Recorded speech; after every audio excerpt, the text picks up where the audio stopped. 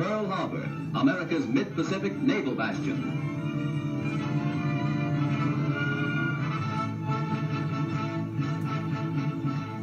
On December 7th, 1941, Japan, like its infamous Axis partners, struck first and declared war afterwards. Costly to our Navy was the loss of war vessels, airplanes, and equipment, but more costly to Japan was the effectiveness of its foul attack in immediately unifying America in its determination to fight and win the war thrust upon it, and to win the peace that will follow.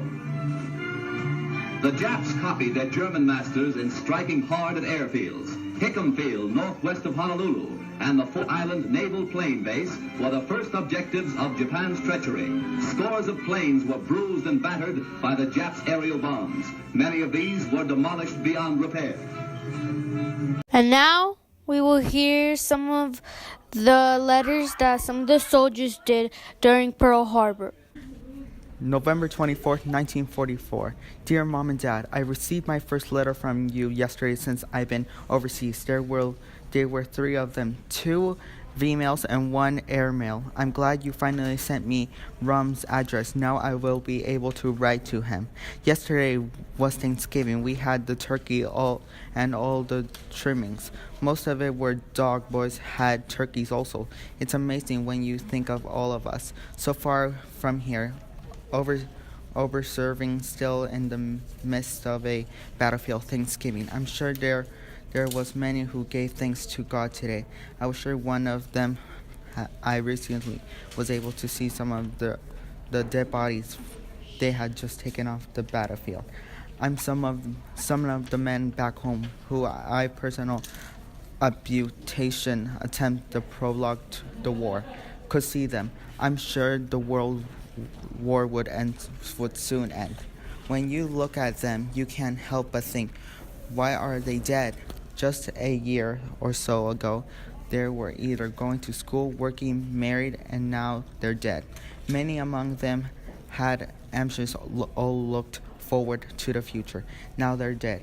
I keep shooting through your mind again and again. Why have these men died? I know why we fight. I know of the value we're trying to secure. I hope these men have not given their lives for empty words. I'm sorry I went up to sign up for the physical side, but I have to air out some of my thoughts. Love, Harold. To Mr. and Mrs. B. Landrum, 923N, Leavitt Street, Chicago, 3. From Private H.J. Lenderman, Inf. Co. IAPO 15468, Co. Postmaster NY. Dear Mother and Father, I have just a few minutes to write. I'm still in England and at the same camp. I don't know how much longer I'll be here. Send me a couple of packages containing cookies, candy, and canned juice. I'll write as soon as I get an opportunity to do so. Love, Harold. Imperial Japanese Army. I am still in a PO.W. Camp near Melmin, Burma. There are 20,000 prisoners, being Australian, Dutch, English, and American. There are several camps of 2,000 to 3,000 prisoners who work at settled labor daily. We are quartered in very plain huts. The climate is good. Our life is now easier with regard to food, medicine, and clothes. The Japanese commander sincerely endeavors to treat prisoners kindly. Officer's salary is based on salary of Japanese officers of the same rank, and every prisoner who performs labor or duty is given daily wages from 25 cents minimum to 45 cents according to the rank and work.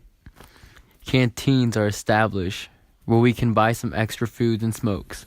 By courtesy of the Japanese commander, we conduct concerts in the camps, and a limited number to go a picture show about once per month. Lave. No. Love to all. Am Dane Fine.